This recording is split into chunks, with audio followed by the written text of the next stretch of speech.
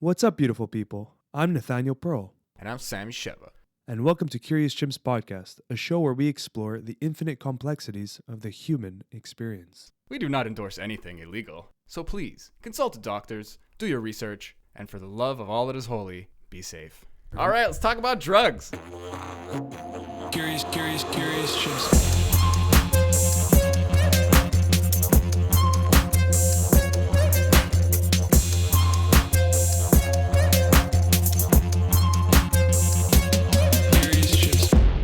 Hello. Milo?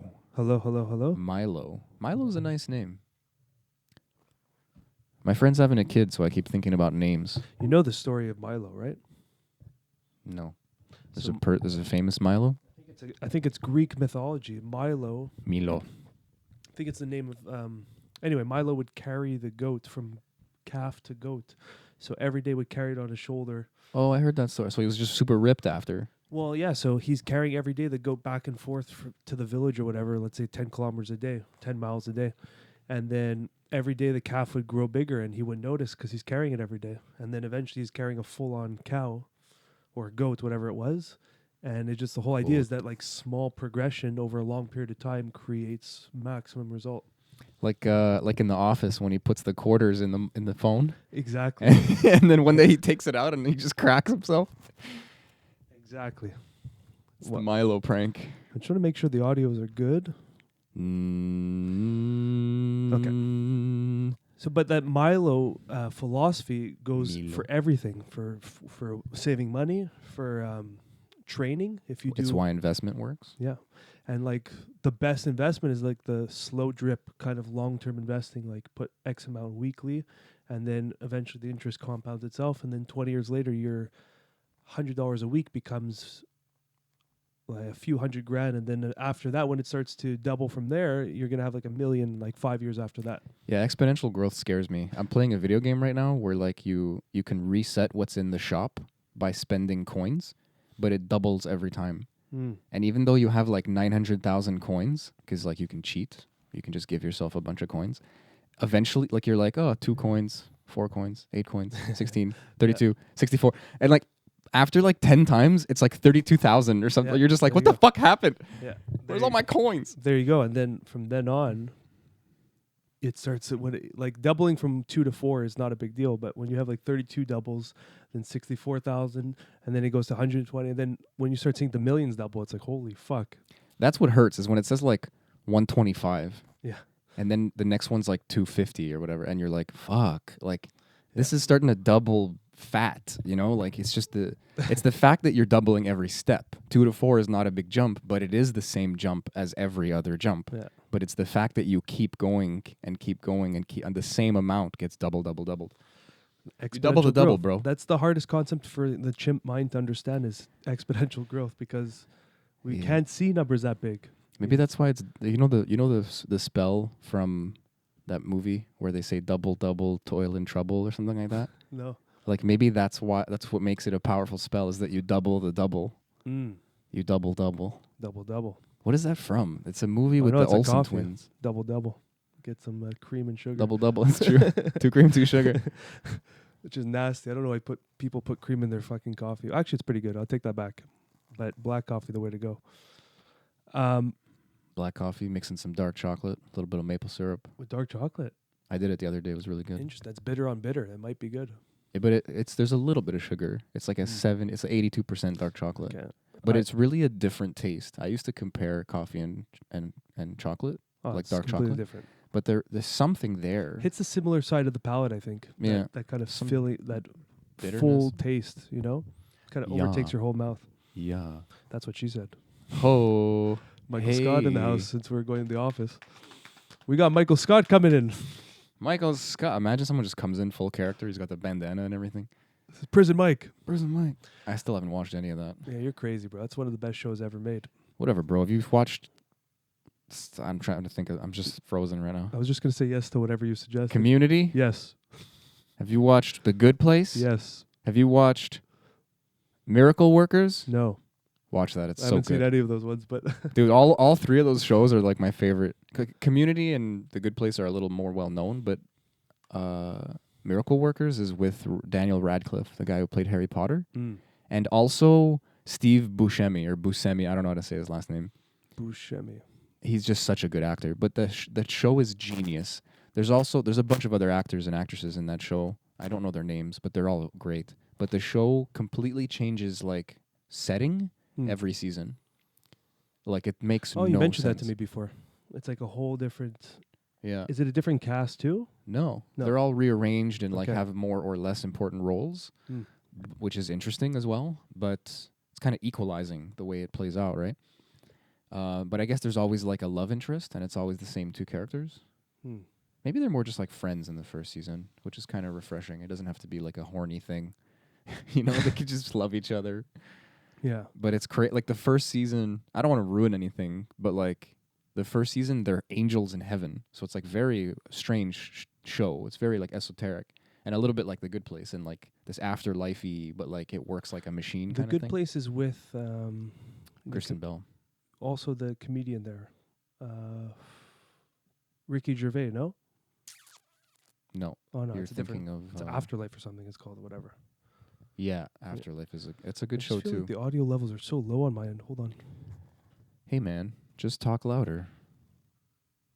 Speak Is loud. that better? I'm gonna cut this out anyway. But Hello. hello. Now you're louder than I am. What's a competition? Am I just talking louder than you? What's going on? Well, let's see. Oh wow, yeah, you're spiking. You're spiky. I'm lower now. I'm even lower. Are you lowering me? No, Are you no. messing with me, bro? You're mic 2. You're mic 1. Talk. Excuse me. Okay, so that's better, no? I don't fucking know. I'm just gonna talk loud. You could fix it in post. Okay, we're good. Still figuring it out, guys. Okay. After fucking almost 3 years now, probably. Yeah, I'll probably cut that little portion out. Don't do it, man. No, just leave it in. Gotta Fuck it. show warts and all. But I just want to get back to Milo. That idea is not only for finance; it's really good for training too. And that's kind of my new philosophy of training. And I think that's the 25s I've been telling you to do. It's just for anyone listening, you can do this too. It's like super easy. It's 25 squats, 25 push-ups, and 25 crunches. And if that's easy for you, you double it. If that's easy for you, you double it again and do 100. And if it's hard for you, do sets of 10 and then get to 30 anyway, or 25 or whatever. Oh, yeah, that's true. I was thinking, yeah, exactly. But so the bare minimum is the 25 of each, and you can do that multiple times a day or just once a day. But the whole idea is at the end of the week, if you just did the bare minimum, the 25s, what is that? 7 times 25 is what? My math is shit. 154. It's impossible. I'm just... Okay, well, 10 would be 250 and then minus 75, so that would be 175. So you're doing 175 push-ups a week, Okay. 175 squats a week, and 175 crunches a week. Okay. That's fucking good numbers if you add that up for the whole year. And honestly, I barely stuck to it. Now I can do like the 25 in a row. The push-ups, I guess, was the hardest one to actually do in a row. Yeah. And my wrist doesn't hurt anymore. Oh, good. I just forced myself through my wrist pain because I had like a cyst. And it's still there, but my brain just like, well, he's going to fucking use it. And the pain's just gone now. That's it. I think sometimes just putting pressure on a joint over time, it actually helps the joint. It kind of squishes that synovial fluid and it feeds it. That was a gross sound. Yeah. I shouldn't do that. But that's it. So like, if you think about those numbers, like 175 push-ups a week is phenomenal. That's true. You know, and then that's what I noticed when I had the pull-up bar. I was doing a minimum of 25 pull-ups a day, and then I started going on this crazy rampage where I was doing 100 a day. And I did 100 a day for a month. And at the end of the month, I had 3,000 pull-ups. It's a little insane. And that's more than I ever did in my whole life in 1 month. You know, I'm like, if I calculated all my life's work, that month was more pull-ups than my entire life combined. It sounds like you said plups. Pull-ups. You just said it really fast. I So- did a bunch of plups. But that's the whole idea of training. And you know what's crazy about that 3,000? I didn't feel sore once. Right. I didn't feel sore once You because didn't have to break the bank on one day, take a couple days off. Then you would have done less that month. Yeah, I would have been 3 days to Interesting. recover if I banked out too many, you know? I would do sets of 5, sometimes sets of 2, just randomly. Oh, if I'm home, I'll do 5 pull-ups and then go about my day. Did you switch grips and stuff? Yeah, I always Just fucked whatever around you different. did? Okay. But- Whatever you felt like, or did you try to keep track of it? I'm just No, curious. honestly, just Winging it. winging it. At 100, you can do anything. winging it. That's Yeah. true. You're gonna hit them all. Yeah. It makes me think of the Atomic Habits book that I dabbled in it. You can even find it online, like on YouTube for free. I think most of it is just like someone audiobooks it, you know? Okay. And that book shouldn't be free. It's really good. But he talks about, and for someone who like gets depressed sometimes and just like has a shit like I say the day is for the birds. Like it's just the day is like a scrap day. I hate that feeling because then that can compound also. So this concept of 1% better every day. And he says like after 100 days, like imagine a year, imagine 365% better. Like that's a good year, man. Yeah. And then imagine you do, and again, it's compounding. Imagine now you're 365%, even if you miss a couple days. Let's say you're 200% better in whatever measurable or unmeasurable ways. Imagine 2 years of that. Yeah. Kapow. 3 years, 4 years. Like 1% is not hard. Do the dishes, do the laundry, do the 25 sets of for your exercise. Meditate that day. Like 1% is really like it's immeasurable. Yeah. Which means do a little something.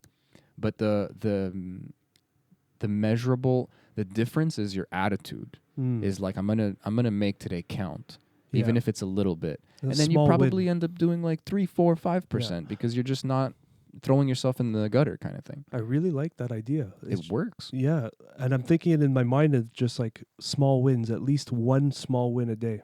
So it could be Small wins. like if you have like one of those write-off days, and you know sometimes we all get that. I get that too, and your small win can literally be making your bed that day, or doing the dishes, or just fucking, I don't know, cooking your meal instead of ordering or something. But that's a small win.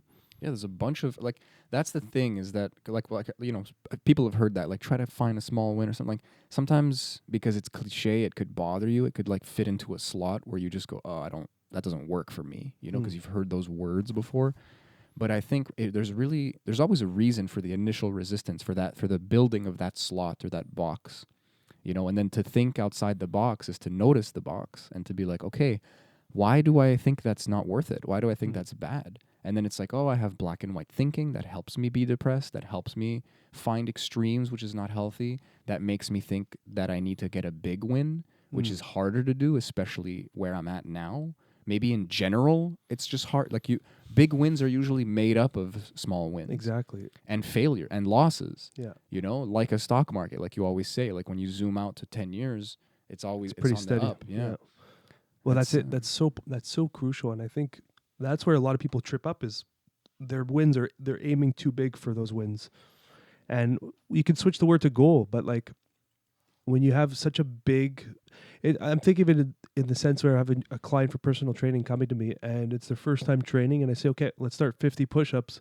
You know, they'll fucking probably get to it and destroy themselves and their confidence is gone. Everything's gone and they probably might work on 1% of the people and they might come back the next time. But 99% of people are never returning. But if you go like, oh, we're going to do one push-up with 10 or 30-second breaks, and we're going to do 10 times or 20 times, you just did 20 push-ups with longer periods, but you still accomplished way more, you know? That's it, these boxes, like context, you know? You needed more time in between. You needed a break. That's just where you're at. But then at the end of the day, you give this kind of gold star where it doesn't mean nothing, but it is a little bit fake, where you go, look, you did 50 push-ups. It just took you like 4 hours. Yeah. You know, like... But that, for some reason, again, like you were saying, like we don't think exponentially, like we just have these instincts. And that, if someone just at the end of the day just like kind of distills everything you just did, it's just a memory now. And you're like, oh, like I can put effort, and even if it feels like shit, I get the rewards, and part of that reward might be might just be a number. Might just be, it's not the feeling. Sometimes the feeling, you know, if you do hard cardio or whatever, like if you feel better, you sleep better, like we were saying before, like these things have value also for sure. But a lot of times they're not there or they go away and they go away for long periods of times, like you plateau or whatever you want to call it. Those things are not reliable. And then a lot of people, like my friend Coco, he was saying, never look in the mirror when you're getting into shape. Because as soon as you look in the mirror and you're satisfied, you slow down or maybe even stop. And I was like, that might not be true for anybody, but that really hits me. Like when I start seeing the results, I'm like, oh, I'm doing it. And then I'm doing it quickly can turn into I did it. because again, I just have that black and white thinking, and I mean that's a box in itself. You can notice and start navigating against, but that's Yeah. another conversation. Yeah, I mean, It's a topic for another day. I mean, for some people, it's motivating if their goal is like less visual, more numbers game too. But for me, like, I don't know if looking in the mirror would do that to me. I think it would just keep motivating me to push more. I guess so. But I think it depends on the type of mind you have. That's it. It depends on the person, big time. But you gotta then- learn what fucks with you, what trips you up, and what actually keeps you going. Yeah, because for me, visual is more important now that I think about it. Because like number wise, if like I'm training and if I want to lose weight, which right now I'm on this weight loss journey, like I'm about 10 pounds away from where I really want to be. And when I hit my goal for the week, it kind of gives me some leadway to fuck off and fuck around a little bit. And that's where I guess his thing applies, but for that, where it can kind of give you a way to kind of take a break. But that break is actually counterintuitive to your goal.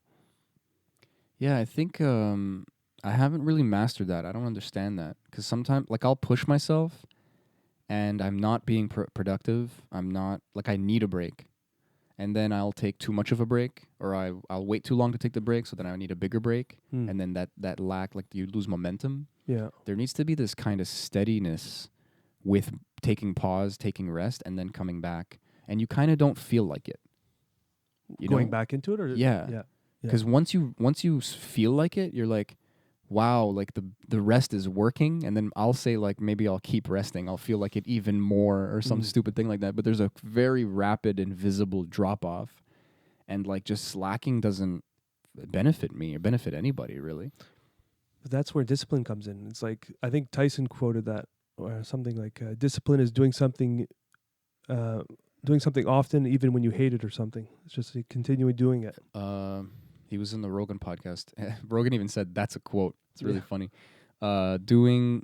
Discipline is doing something you hate, but doing it like you love it. That's what it was. Yeah. And that is a topic for. I mean, we could talk about it now, but that is a different topic because you're getting into like just making a different choice. It's like almost like we've been talking about, like having self-awareness through experience, through making mistakes, and then kind of learning to navigate that like you're taking care of a dog. Like you're taking care, like there's a part of you that doesn't want to do what you want to do. So there's this dissonance or like this fragmentation inside of you. And so you have to coax the part of you back into like, you actually want to do this, you fucking idiot. But like you don't feel like you do. And then let's say the curator of action or the whatever, the driver, you is like, I'm going to listen to the dude that wants to play video games or whatever. And it's like, why? What is that going to give you? Sometimes it's fun. Sometimes it's beneficial. Sometimes it's rewarding. But I mean, video games are a good example. It's always rewarding and in a fake way as well. So there's really like there's no line. You just kind of transition into laziness. I that word's like a 4-letter word for me. Yeah. I don't want to use it often, or I want to use it carefully. Well, it's also comfort. I think it's comfort and laziness. Hand in hand, yeah. They kind of twist tied together. Fucking totally, man. And it's like, and that's fucked up. That's toxic because comfort's good. yeah, Comfort's a good thing. But that's the society. But that's what I'm realizing is that's the marketing mechanism of our society. Is it pushes the comfort zone on everyone, because when you're comfortable, you're a consumer. You're not a consumer if you're comfortable, but everything is designed to fulfill the consumer, because the consumer is just trying to is in this comfort state. And you look at it like food ordering, like Uber Eats is just designed to make you in the most comfortable state of mind, where you don't even have to think about effort of getting food anymore. Yeah. And then, so all these things are catering around this, I don't know if it's intentional or if it's the market demanded this, but this minimal effort, maximum result, not maximum result, maximum gratification that's happening. Right? And it's in every field, every single industry now is catering to that. Like if you want to learn the guitar, when I first started guitar, the main keywords and headlines that would pop up on YouTube were how to learn this song in 3 minutes. Or so quick. And I use some of that to start, but it's like that's the market is demanding that. Yeah, it's almost like there's a middle ground where you can say like like not easy or like, hey, learn and oh, be amazing in a month or whatever, like these claims, and then they just blame you or they have disclaimers or something. You could just say like, this will be encouraging. You could just be like take the veil off of the marketing, so that the marketing is still there, but you're not tricking the person into tricking themselves into buying your product. You're just saying, hey, look, if you learn these 4 chords, you can play like 100 songs, and you can learn how to sing over it. It's very versatile. Yeah. And then you can learn to strum patterns in those chords, and then you can learn different time signatures with those chords. And you're just playing 4 chords. Now your hands are getting stronger. You can practice singing. You're practicing synchronizing your left and right hand. And if I say that to someone, they might have some questions, and maybe I'm talking a little too fast. They don't have a reference point for guitar yet. But then I can answer those questions. They're not complicated. It's 2 conversations, and now this person is your fucking customer. Instead of just 5 days, you're gonna be so good, fucking and it's like that's not true. And if someone thinks it's true, it's discouraging because after 5 days they have failed in their mind. Or it is true, but then you're selling them some sugar, salt, fat, reductive version of guitar playing. And then again, you're doing them a disservice. And down the line, they're going to think they failed somehow. Or they're going to just be gypped out of money. We're not supposed to use that term anymore because it refers to gypsies. Yeah. Oh, yeah. Really interesting. Yeah. I just caught myself there. Well, I know, but you're canceled now, bruh. If I'm offending somebody because it's a stereotype, I like removing that from my lexicon. That's fair. Well, Jude used to be one, the same as Jip, I think. You Jude me, bro. That's rough. It was pretty rough. Yeah, I had that growing up. You Jude me, man. I never took offense to it, but it's very offensive if you think about it. You remember when I asked you if that's why they call it jewelry? It might be. Who the fuck knows? Who the fuck knows? I was serious. That's the worst part. I'm like, this is a bad question, but like, I wonder if the etymology is in there somewhere. Maybe. But that's a good point. But also, I have to put out, sometimes they just use those catchy phrases as the title, and then you get into the video and they're talking about what you just said. And I got to give a shout out to Marty Music, because that's the guy who started me into guitar. He's like, his method of learning was just like, let's fucking play those chords that play hundreds of songs. Let's get good at strumming. Let's feel it out, and let's have fun. Let's not learn like Mary Had a Little Lamb or something. Let's just play a Hotel California or House of the Rising Sun, like right off the bat. Let's go to it. That's fun. Learning music is interesting for me because there's this guy Victor Wooten. He has a really cool it's not a TED Talk, but it's like sort of it's like by TED, and it's TEDx. I guess so, yeah. But like he's not in front of an audience. It's just him. Sometimes they do cartoons with like narrations and stuff. He's literally, there's a camera just circling him, and he's just playing the bass. And this guy's really good at the bass. Like, I can't explain how good he is at the bass. Anytime he's playing, like I've seen him play for real, he's always holding back. Like he's one of those, like he's a monster. Yeah. So, but he's so playful and so loving that like when he talks about music, he's like, I mean, just go watch that video. Like maybe we could even put it in the description or something. But like, he says music is a language. And like in a nutshell, when like think about how you learn language. You are like freestyling for the first years of your life. You're jamming with experts. And like think of how fast you would learn if you could play the piano. And like imagine there's like 2 or 3 pianos in a room, and there's some people rocking out, and they really know what they're doing, but they also have the patience to let you learn and to give you like, imagine when you're learning language and people are just like, oh, say dada, say dada. Yeah. And then you might not say dada, but like you make a sort of noise and they're so happy. They're so encouraging. And you're like, shit, I got to do that again. And then on top of that, the reward is to be able to express and communicate in the most fundamental and detailed way that humans can yet so far.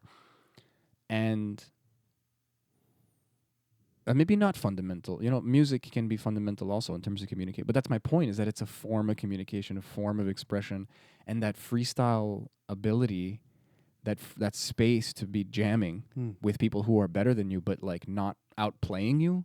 Yeah. Like we've all had a teacher who loses track of teaching you, and they just start playing, and then you feel like you're just watching them, sort of, and you're like, this is stupid. Like, what am I doing here? Yeah. And then you feel like you suck, or you feel like they suck, and you can't say something, or like It's a strange position to be in. yeah, especially if you're Canadian and everyone's just like a little too polite, and you're just like, how do I tell this guy that I'm not learning right now? Like, he just, you know, and you're like, okay, cool, that was really cool, but like, how do I do that?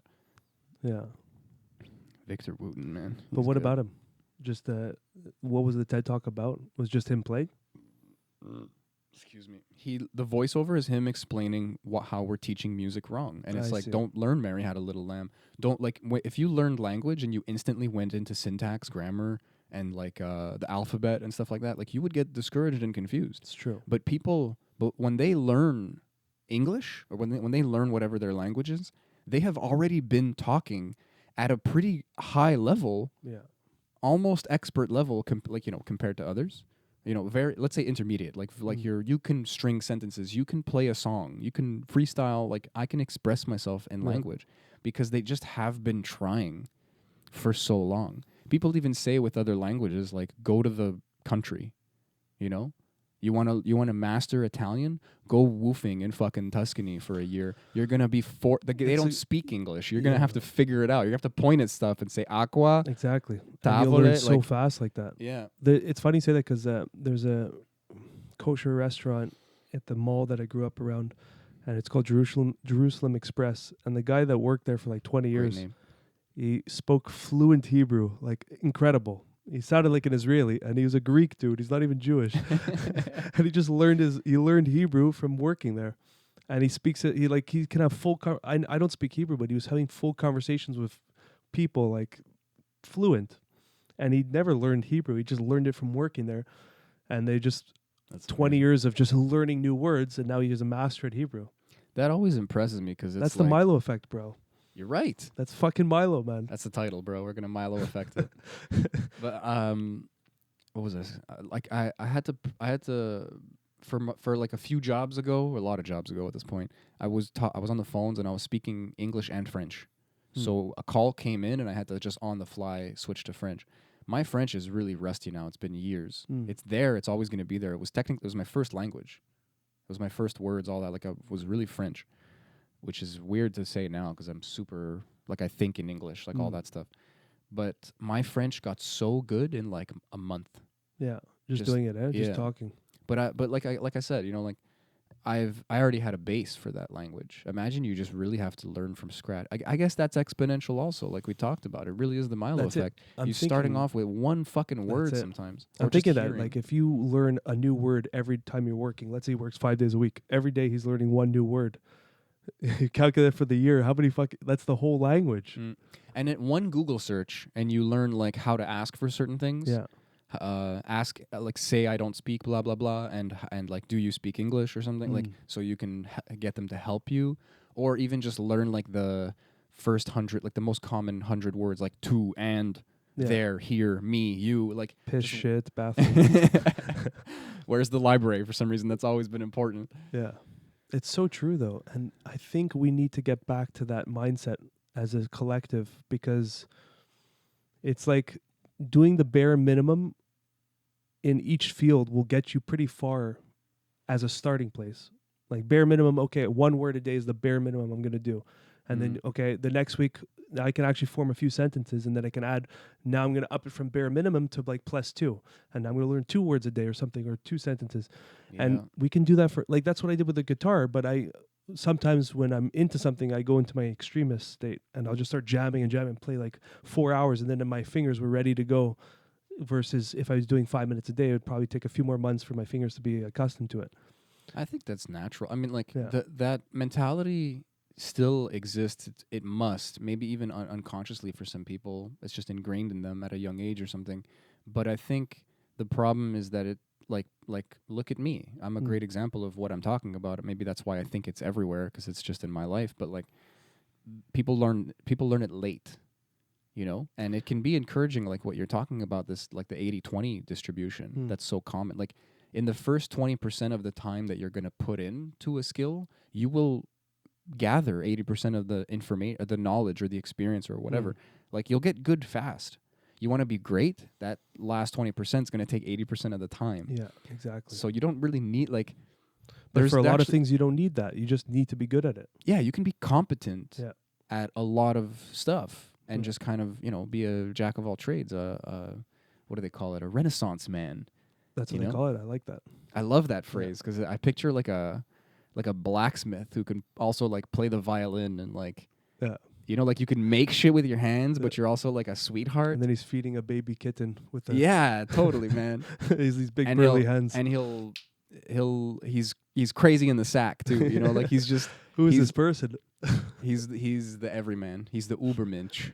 It's the Ubermensch. Yeah, he's the guy that we aspire to be. That's a good point. Yeah. And I guess it's different for everybody. I think I just named my Ubermensch. Yeah. Should I become a blacksmith? I think Is that what's I think happening that's- right now? I think that's your deeper layers of what you really want. That's it. I got like 2 out of 3. I could take care of kittens and ladies. I just need to make fucking metal. I gotta start making knives Yeah. and play the violin. I'm already musical too, man. I'm fucking 3 The quarters violin's there. good. Let's just, do it. Just gotta start making knives, bro. I actually kind of want to do that. It's weird. Oh yeah. Like I'm just bringing this up now, but like it's like that would be really cool. There you go. Making shit is fun, man. But imagine making shit out of metal. That shit's gonna last like 100 years. The craziest is the Imagine- glass blowers, bro. That's I don't like that no. because I don't want to use my breath to make Mm. something. It Mm. seems like contingent on my mood. Hmm. It's very. I've actually thought of that. Like I had a friend who became a glass blower and he just went for it. Like when someone Oh, talks yeah. about something and they've just fucking actually end up doing it. Good for them. Yeah, I love that. I love seeing that because it's so not me. I've had a few people in my life where they just said like I'm gonna blah, And and just do it's it. like he's a pilot now, and it's like he did it. fucking A. But we had a point there I wanted to get back to. I just can't remember from what tangent that was. I'm just gonna keep talking about blacksmithing if you don't remember. Yeah, it's gone. It'll come back. But what were we saying before the blacksmith thing? Renaissance man. Right before that. What were we saying? What was the? They're probably listening like, they were saying this. Sorry, guys, can't hear it. Just pause it, play it back, and go. Okay, we were talking about Yeah. Okay, but either way, I'll come back. But that's Milo effect. Milo effect. It was probably about that. Something we about have the a- Milo We have a effect. secret theme. Fucking Milo effect. It's okay. 1% better. But yeah, but that I'll just go with this. But that thing, that mindset is, there's something about us where when we look at a project or a thing we have to do or something, we look at the end result and we base our excitement or our motivation based on the end result. And sometimes the end result can be, I'll use training for example because it's always the easiest. 100 push-ups, that's the end result. And your first time training, if you're looking at hitting 100 push-ups, you might just fucking never start because of that goal is just so out of your context of like I said, doing just 10. yeah. Like it'll get you started, but you're gonna end up doing more than 25 Yeah, most of the time. Yeah. And but the way we do things is we look at that end result and we get discouraged from it most of the time, and we don't even start thinking that it's just too hard in whatever it is. But and that's where like a teacher was saying was like who's teaching you guitar, and then he just goes on this fucking crazy solo in the middle of your guitar lesson. It's like he's doing 100 push-ups in front of you, And then you're what just the like, fuck is "Oh, this showing me? And that might work for like the 5 or 1 or 10% of people, but majority of us would be like, oh, what the fuck? I'll never be able to do that. And then they're done. Johnny talks about that often because he's been on here a couple times. Like he talks about like being discouraged and then encouraged by that feeling of discouragement. Like he's gonna see someone playing really well, but he has sat down and taught himself guitar. He has gotten better and he knows he can do it. So he's like, I gotta go home and practice. Yeah. And that's his attitude now. Instead of like, oh, I suck, I can never get better. It's like, oh, I suck. And then there's like that fire of like, I have room But that's- to grow here. That's a certain amount of people that think that way, and that's a very good way to think. And seeing something that's discouraging and using it as motivation Yeah. and turning that discouragement is exciting. Doing it like you love it, man. Yeah. We can change the way we think. But for people gotta let go of that. But this is where I'm thinking the role of a mentor is so powerful for people that don't see it that way. It helps for sure. For people that would see that solo and get discouraged and stop, if that guy said, oh, no, come, let's learn this as a mentor, that changes it, you know? My mom used to always say, like when she was cooking, I'd always have like questions, and sometimes I'd ask the same questions, and that shows you that the person is just like intimidated They're not really listening. They're just like, how do you do that? And she used to say, c'est pas la magie noire. Like, it's not black magic. Mm. You know, like, I used to suck too. Yeah. Like, you just have to get your hands dirty. Don't think about it. A lot of people, less than the average, not a lot of people, I should say, but a lot of people are, you know, they can learn from other people. They can learn from books. They can learn from other people's mistakes. And they can learn quickly because of those factors. Most people just have to get in there. And I, for some reason, have a hang up about that. Like, I should be smarter or something. And it's so stupid. It's been so limiting. And I've grown the most when I just change my environment. Because I can't get over that resistance. So I have to just move to Tuscany, like we said before. And then you're in the flames and you come out different. You know, you forge yourself through the fires, blacksmithing. Shit. Sammy's gonna be a blacksmith soon. You're gonna have your own podcast about blacksmithing. Dude, I'm no joke.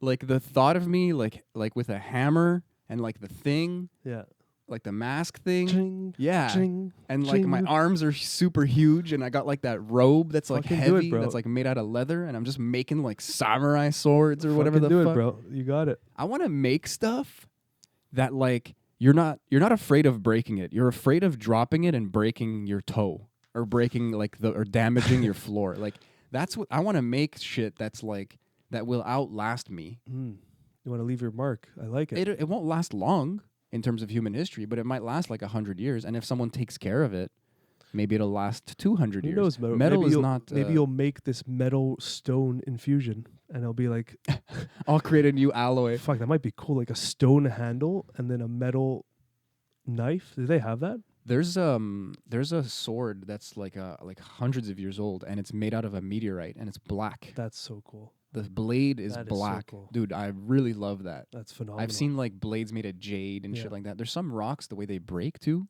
Like, I think it's obsidian. Is it obsidian? Obsidian's a beautiful rock. Is that black shiny? Yeah, dude. When it breaks at like a molecular level. So the shards of it are crazy sharp. So someone made an obsidian knife. That must be so cool. Yeah, there are obsidian knives. They're It's expensive. probably sharp as fuck. It's ridiculous. You can't sharpen it because it was made by breaking it. I guess maybe you could chip it off like the way they just used to make stone tools. Yeah. And still do, obviously. Technology never goes anywhere. But, like, you know what's funny? It makes me think of, this is really intelligent. This is why I love comic books. What's her name? Oh, yeah, it was like Women's Day yesterday or today. I don't remember. I think it was yesterday. International Women's Day. Woo. How many ladies are listening? It's usually mostly men, like, on YouTube in general. But, like, I shoot don't us a know. comment. Yeah. Anyway, so Wonder Woman, her sword is sharp, is, like, super sharp to the molecule. So it's really funny because two things happen. One, she can stab Superman because Superman is very strong and impervious, but like at a molecular level, like you will split, like you'll split atoms, like you'll move atoms out of the way. He'll have a nuke explosion inside. No, yeah, that's why I said split. I went away from. But the fun part is that if you drop the sword into the ground, it will slam and it'll slice into the ground until it hits the hilt. Whoa! Like it'll slice through anything like butter. So it just keeps going through. Well, it'll stop at the hilt. Wait, what the fuck's a hilt? The handle. Ah, I see. Blacksmithing. Guys, Sammy, I know the words already. What the fuck, Sammy? Yeah. It's incredible. Sammy the blacksmith. It's happening. I'm just gonna always wear the apron also. No, dude, you got to. Why are you wearing that? I'm a blacksmith. You got to sign up to some blacksmithing school. I don't even know where you go for that. Well, I guess I gotta learn how to no, weld and stuff like that. If there was no hilt, it would just go through the earth and then come out the other end. Yeah. And then just fly through the sky in fucking Australia and then go into space. It would slow down in equal force. It would go through the core. Yeah, we've talked, like, the whole to China idea. Yeah, like you would eventually, you'd rock back and forth. You don't have enough energy to... Actually, I don't know if you have enough energy to escape You get jammed gravity. up in there, eh? But if you don't, you'll just fall back and forth. First of all, it'd be crazy hot in the middle. But if it wasn't, you would eventually just get, like, stuck in the middle and then get slowly crushed by gravity into, like, a small ball. So at Earth's core, there's nickel and cobalt, and also some guy who tried to dig to China and was successful, and now he's a ball That reminds me of that of weird movie. muscle and bone. I don't know why I brought up that weird movie, The Core, I think it was called. Do you remember that one? Yeah, with the guy who played Two-Face, and I don't remember any other actor that was in there. I don't know. Oh, who's that dude, the black dude with the glasses? He's a great actor. Shit, Samuel what's L. his name? Jackson. No. He doesn't wear actually, he does wear glasses in real life. Damn, what other movie was that guy in? I think he might. Okay, it doesn't matter. But yeah, the core. They Well, built some crazy like tube and they drill into the Why did center they of do the that? I earth. don't remember this. The The premise. core of the movie. stops spinning and it messes with. I know I'm a crazy like Wasn't I'm a it the movie one guy. where the birds like started going into the walls and shit? Like the magnetic field was something was changing. I don't remember that scene, but that would make sense, I guess. I Yeah, think- like the Earth, the magnetic field would be gone, and we would lose protection from solar radiation, and something would happen to So the they ozone wanted layer. to I don't nuke. remember. They wanted to nuke the core and try to get to spin again or something, right? Yep. What a crazy movie. Oh, that other guy was in it too. Man, I don't remember any of these guys' names, but they're all great actors. Yeah, I don't know, but maybe your obsidian fucking knife from the comic book would have solved that problem. Just throw it in there. I love how things are. This is totally off topic, but like things This whole are. thing's off topic. Yeah, no, that's fair. But like how different materials can look the same, but one will be way more dense. Mm. So like you pick it up and it's like way heavier. That's always been fascinating too. It's yeah. like the milk carton, you know, like when it's empty and you just go like yeah. that Seinfeld joke where Yeah. it's like you thought it was full, so you that's the Milo effect, the phone prank. Yeah. Man, we keep going full circle. Well, the phone prank is at the office when he kept putting the quarters in the phone, Yeah, it's perfect. and so the whole idea was for Dwight to smash his face after like 6 or a month of Just just it just puts a quarter in every day and then like slowly makes it heavier and heavier. He doesn't notice. Yeah. And then one day he takes them all out. So he just cracks himself with the phone. That's amazing. Yeah, that's genius. But that's fucking Milo. This podcast is Milo. Sorry guys. It really is. You found the title through listening. I have no idea how long we've been going. I've- I haven't checked any. I didn't put my God phone damn, up. I think we're at 45 minutes. Oh, we'll just go for another Yeah. 20 minutes maybe. Let's take a breath. So what do you guys want to talk about? You guys just listen to us week after week. What's your input? That would be great. I would love for like Caleb to just be like, "Hey man, talk about lucid dreaming again." You know, like you did an episode in the early days. Or a specialty episode of like a request from you guys if you want a specific type of guest on, you know, that could be cool too, or a specific type of topic. We've had some good guest suggestions. What kind of in topic the have past. we not covered? That's fascinating. Well, we have a bit of a niche. Yeah. I don't think we ever sat down and wrote it down and like Mm. had like a mind map, but like, and I kind of don't want to do that. I don't want to deconstruct I it feel too like much. it grew into what it was. You know, this Supposed to be. Yeah, yeah. you're right. well, because Carlos Tanner, this is a great example of what I'm trying to say. He would say, What a guy, man. That was a great phenomenal podcast. dude. I would love to go drink ayahuasca with him one day. How cool would that be? I'm sorry. You know, like grab a drink with a friend, Yeah. but it's ayahuasca. Like that's what it's. I'd love to go grab a drink with him. But honestly, of there's the so many- madre. I would love to drink with Carlos, with ayahuasca we're talking about. Carlos, fuck, I can't believe I forgot his name. Shashi? Yeah, you nailed it. Shashi. You always say Sashi. Sashi. It's a weird name. Shashi. Shashi. Fucking Luke. So many of these guys, even Drew. Luke was not. Yeah, Fucking Drew. Renato. Yeah, dude, those guys were. Yeah, what a We got a great lineup, man. motley crew of like awesome even the fucking, humans. what's his name? Crowley. Mike Crowley?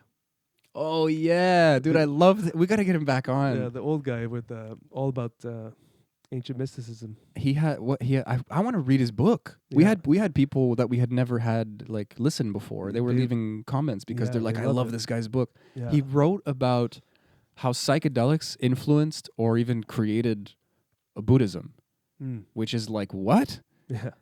But like back then, people were just getting high all the time, For sure. eating mushrooms, and like, who knows? Back then, It gets we've lost never in stopped. translation, but if like you think about it, it grows from cow shit usually, and then the cow is like the sacred animal in India, and like Oh, they're yeah, it's mushrooms just everywhere. the Everywhere. connection has to be there. It just makes sense, and I think it just lost through broken telephone to get to today, and now it's just like you have to kind of put together all sorts of pieces of information to get the true story. I like Because historically these things were speaking. secretive. These things were always secretive because power. Even today, like now it's coming to the surface, but like 5 years ago, even I'll go back 5 years. My ayahuasca use and psychedelic use was pretty secretive. I would only talk about it with a niche circle. You know, so I can imagine, and my consequence of that was really just be publicly looked down upon. Back then, you'd probably get hung or something. You know. Jesus, a for little doing, bit. like, for doing like fucking witchcraft or something. Like, Now I feel like when I talk to people about it, first of all, I have no shame. Like I'm sure the podcast in part is very helpful for that, or responsible for that. But they are also like, oh, I know a guy who goes to those. Yeah. Which means you know a guy who knows a guy who serves. exactly. Like that's a lot of That's my a friends, lot of fucking of people, man. But I just want to get back to my point about Carlos Tanner. And about in coinciding with our podcast, he was saying for usually about 2 weeks before someone comes to do his retreat program, they journal, and then as they write journal entries daily, their intention starts to surface through that continuous writing. Yeah. And so if they don't have a clear intention because they're journaling, it's just going to come up because their unconscious mind is just working through it. So I think that's kind of what's happening with our podcast is just we had no idea of the theme behind it. It was just like an idea, and the theme kind of evolved and surfaced through all the episodes. Like create/divine the purpose just through repetition. Exactly. The Milo effect again, really. Fucking Milo. Yeah, no, but it really applies. Yeah. I mean, it's funny that we did go a little full circle. Like you really were like, I love our conversations, and also like we have faith in psychedelics in common. So why don't we like preach plant medicine a little bit? And that was really the brain baby of it all, right? And it really did kind of become like, let's just talk to people, which is just really fun. And like we had like super cool people on from all walks of life, just being like into like breaking world records, being into fitness, being life coaches, authors, whatever, you know, like and all the plant medicine like facilitators and things like that. And it became a bit of a hodgepodge, but it did have a kind of perimeter. It did kind of have like a theme. And I don't feel like we've done anything different consciously, but it's just kind of I'm just noticing that we stuck to the theme in a sense. And maybe it's just a reflection of, you know, like what we want to talk about or who we want to talk to. And it's weird, how it kind of formed. It is confusing. It is, if you really think about it, because like some guests we'd have on, let's say we do a couple guests a week, and we're having such similar conversations with the second guest, but the first guest right before him wasn't released yet. And the conversation was just like a continuation of that point of the previous guest. You remember that happened a few times. Yeah, like points come up. I've noticed a lot lately that when we talk, we're processing. You know, we're not listening or giving information. Sometimes we're just thinking out loud. Yeah. So I feel like we might have influenced that a lot. And then we might say something and that sounds good, so we repeat it and we go, oh wow, like I got some little muse, like some little idea that's really a good way of formulating that idea. Or the guest more often than not gives us some new info, and then we're bringing that to the table. And I wonder if there's a bias there. Like I do remember what you're saying. Like I just noticed like recurring themes, and it's like we're the common factor. Like, are we creating this? But I feel like we weren't sometimes. Like there was just this Rupert Sheldrake like resonance happening. I think it's a combination of the two. It's a conscious and unconscious, and then a metaphysical variable that happens. Life's very algorithmic as well. You know, maybe there's a third factor. A fourth factor that's just like influencing all of us because we frequent similar websites. Everyone does now. The internet has been bottlenecked like crazy, and we live in the same city. Maybe we speak the same language if they live in other countries. Like it's but then you would Steve Maxwell would go is that we've attracted this at some point. You know, that's the kind of philosophy he would take. I think that's always true to a degree because of how much our lives are set, and so the people we cross are also on a similar path, but also how much we don't notice, how much, like just how by virtue of how our brains work, we're filtering out so much. What we end up letting in is very thematic. It's very like, it's like circa the mood, like if you will. So it's there's I don't know. There could be other ideas of why that happens. There's just some kind of magical nonsense. It's just God, or it's just something bigger than. But like, there's logic to it. Yeah, there is definitely could logic to it. It's like, I'll use a few examples, but one is like, if you're driving, you just got a new car and it's Honda Civic, and then you start noticing only Honda Civics on the road, and they're all over the fucking place. Civic.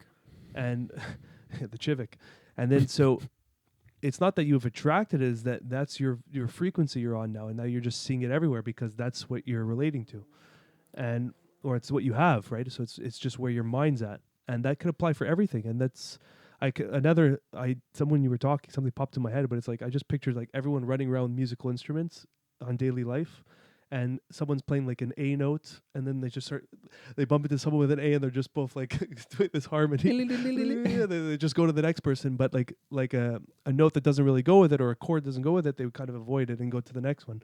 And that's kind of the law of attraction in a sense, you know? That's funny that you use music as an example. I just saw Jacob Coulier, or whatever his name is. He's like a prominent musician. He's like a genius. He's just musical. This guy you told me about before the podcast with that playlist? No, it's not him. No. Okay. Yeah.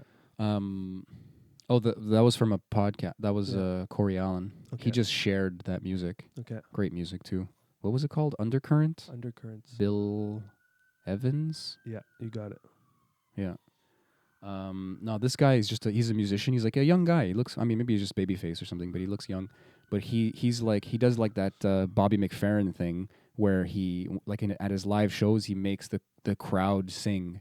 So he breaks them into divisions. I saw a video of this. Yeah. Very cool. And very, very people cool. You find resonance. But then doesn't he go from like left to middle to right, and then like he'll just do a tune, and then the middle portion of the crowd will just add it with his direction. That's why I compared it to Bobby McFerrin, because he's using the pentatonic scale. Yeah. And there's something instinctual about like where the notes go, and you almost can't like play it wrong. It's so you give they go like and they go and they go like, and he splits it into 3, and then he just goes up and down with his hands like to make them sing, and he didn't tell them where to go up or down, but they know where to go, because if they go wrong, it sounds wrong, and some of them are probably singing wrong notes, but there's like 100 people in each section, if not more. And Bobby McFerrin did a similar thing where he kind of like pretends to play like the piano by jumping up and down like step to step. And this other guy, what is his name? He's a mentalist in the UK. I can't remember his name right now. Oh, come on, brain. It doesn't matter. But he does some fun stuff with mentalism. And one thing he did was he had an orchestra, and they're used to playing together. And he says, just start playing together, and like just find a song. Like they know 100 songs, you know. So that like, what are they gonna play without communicating? But here's the kicker. I love this drill. Here's the best part of it. The guy, the conductor, I just said the guy, the guy who does the thing with the stick, he has a song in mind. So he's like, and he's doing like you're saying, like, that's not what I want, that's what I want.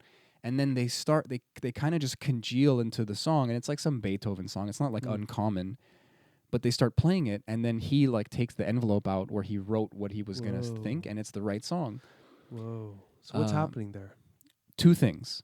1, everything we just talked about. 2, if it didn't work, we didn't see it, because it's the magic of TV. That's true too.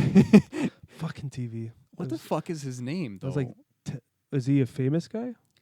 If you have any exposure to like British TV, like, you know this guy. He's a short dude. He's even been on like the new Sherlock Holmes. He has like red hair. No, I don't know. He's very interesting. He was on Russell Brand's podcast, and he's a very fascinating guy, really thoughtful, really intelligent. Is he just a musician, or does he do other things? No, he's a mentalist. A mentalist. Yeah, like, so he's gonna use like stooges, like actors. He's gonna use magic tricks, devices, sleight of hand. He'll pickpocket people. Like he has a mixture of skills. Wait, hypnosis. He was composing for this group. No. He just thought of the idea and recorded it. Oh, I see. But he told the conductor of the thing pick a song, don't tell anyone what it is, and then just start conducting that song. But did he talk to everyone, or he just spoke to the conductor? I don't know. Because I'm sure Why? there was like a little trick that would create a suggestion. Oh, maybe. That's why I'm because saying that he has a it could have been a gambit of first- tricks. Yeah, so it could have been because like, there's But that might just work anyway because of what we talked about. Yeah, They're practiced together. And Mm. this guy's literally pointing like, oh, yeah, that sounds like what I want. So then the guy starts playing louder maybe. Yeah. And then the people around him go, oh, maybe it's this song. yeah. And then if you really literally start thinking of a song, a specific song, then it's over. There's a little pocket that's like, oh, we're going to try this. And then he goes, yeah. And then everyone follows suit. It's not I would impossible. I would love to see that drill done. Darren Brown. Darren Sorry. Brown, beautiful. Darren Brown. came back, Fucking love that guy. I used to love magic and mentalism and shit like that. but like Hypnosis and all that jazz. yeah, but like I feel like there was some. That drill I think would be super cool to see as like a practice for composers to do with their orchestra. Like it's just I feel like it's such a cool way to kind of get the team in sync. I feel like you never know what you're going to find, you know? Yeah. Like, in my Kung Fu class, I didn't learn Wing Chun, but it was like he was teaching Wing Chun and White Crane. So I'm doing White Crane, and then there's like a few people on the other side of the class sharing the class, but doing a different martial art. And they would often close their eyes because they had this kind of like push hand technique where they would learn to fight without seeing and more with feeling. And like, you don't have to do that. That's not benefiting you in any way, but you're just like flexing another muscle. Yeah. So it's like imagine rolling in jiu-jitsu and just having blindfolds on. Yeah, I always thought about that, and it's just I think we've did that. Well, we did that in massage school. I don't know if you remember that. It was like Yeah, I remember because I did a really stupid thing. oh yeah, I was like feeling it out, and I just start thinking about the person and the muscle, and I forget about my body. Yeah. And I'm like contorted, trying to like massage something, and I just hear Heather go, what was her name? Michelle? yeah. She goes to Michelle and goes, go fix that. Like, because I'm just doing something so bad. She just goes, go fix whatever he's doing. Yeah, so that was a drill where we would massage our partner with blindfolds on. Did we have blindfolds? Or we just Or closed just our covered eyes? your eyes. Yeah, I don't remember. I remember I think Alexa was massaging me, and she had a fucking towel around her face and a shirt, and I just opened my eyes. I couldn't stop laughing. She and just has this thing on her face. her whole head's covered. But yeah, it was a really miss good drill Alexa. to just feel the body, and just learn through different sense, because we learn through our eyes most of the time, and turn that off and just see where that goes. It makes me think of Ido Portal. Yeah, exactly. He's always talking about like tripping yourself up with some kind of like a play. Mm. And he's like, it's not necessarily fun. It can be. It's like about your attitude, I guess. But it's like play is like playing with sincerity, playing with a kind of seriousness where it's like, okay, like today I'm going to take a fucking tennis ball, I'm going to throw it up against the wall, and I'm not allowed to catch it. I'm just going to swat at it and try to keep it up as long as I can. And it's like tomorrow we're going to do the same thing with a lacrosse ball. The next day we're going to do it with a ping pong ball, but we're going to use a stick instead of our hands. Like it's going to be so hard. Yeah. But imagine getting a flow or getting like 4 or 5, like where you and it's like that looks impossible. Yeah. But now you're getting it. And he says as soon as you get it, like move on to the next thing. I mean, his philosophies aside, the idea of just like having fun with something and like fucking with yourself and like look at what Ido Portal is capable of. Exactly. Again, Steve Maxwell would say there's a lot of genetic like predisposition. I think he would agree with a lot of what he's doing, though. There's some things that might But- hurt you, and the but he's longevity definitely- thing yeah. might conflict. But Yeah. he's definitely philosophically very sound and very interesting about like conditioning the body and conditioning the mind. But challenging it in different ways, and always, it's like cacophony in a sense. It's just always breaking the cacophonous. You're right. And you know what's interesting is that it kind of it's like counteractive. It's counterintuitive. It's counter to the Milo thing, but complementary at the same time. I don't know if it's counterintuitive, because you're still consistently doing something. You're just creating more Inconsistency. That's why, like, No, but if the act you're doing is movement, and then you're just fucking around with like limiting it in different ways, you're still doing, like, the shell is Milo, and you're just fucking around on the inside of the shell. yeah, exactly. You know? It's still, it's it's being consistently inconsistent to trick yourself into it's adaptation. Yeah, and to being to comfortable. to improve yourself. It's interesting, and that's a great point because I had this realization you. once. I was in a yoga class, and this is a while back before COVID and all that stupidity. But I was in a yoga class, and I was fucking huffing and puffing and struggling. This was probably early on in my practice, like a couple years in. And there was this beautiful soul, this beautiful woman right next to me, and she was so in her breath, and just so, like I'm like doing the stretch, and she's just like the fire breath, you know, in every pose. And I'm looking at her, and her eyes were closed the whole class. The entire class, her eyes were closed, and it just blew my fucking mind. And I'm like, you know what? Let's try yoga with your eyes closed. And I'll tell you, if you think you're good at yoga, do everything you're doing but one practice with your eyes closed, and you'll feel like a beginner all over again. And that's where you can do the Idor Portal style, where you can fuck with yourself and take away a condition that you've relied on, like vision, and really improve your proprioception and a different angle of your practice. It's a mind fuck. It forces you into your body. It's like something you're looking for usually, and then ironically you close your eyes and you find it, and you're like, huh. At the height of my yoga practice, I that was tough. The eyes closed? I was like starting to get into that because other friends had done different schools, and they were like, they taught us to do that. And it's like, oh, that's smart. You know what's so interesting about that is that we want to achieve the perfect pose, everything in alignment, everything in this. But with your eyes closed, it's kind of bringing you to the real perfect pose of what your body needs. Yeah. Remember, what was her name? Tamitha? Yes. And she's another beautiful soul. She's an incredible human. Yeah. But she did something called like yoga therapy or something like that. Yeah. And they learned about how different bodies will have to have different That's what I loved about her. Yeah. She was like, no, this pose might not be for your anatomy, you know?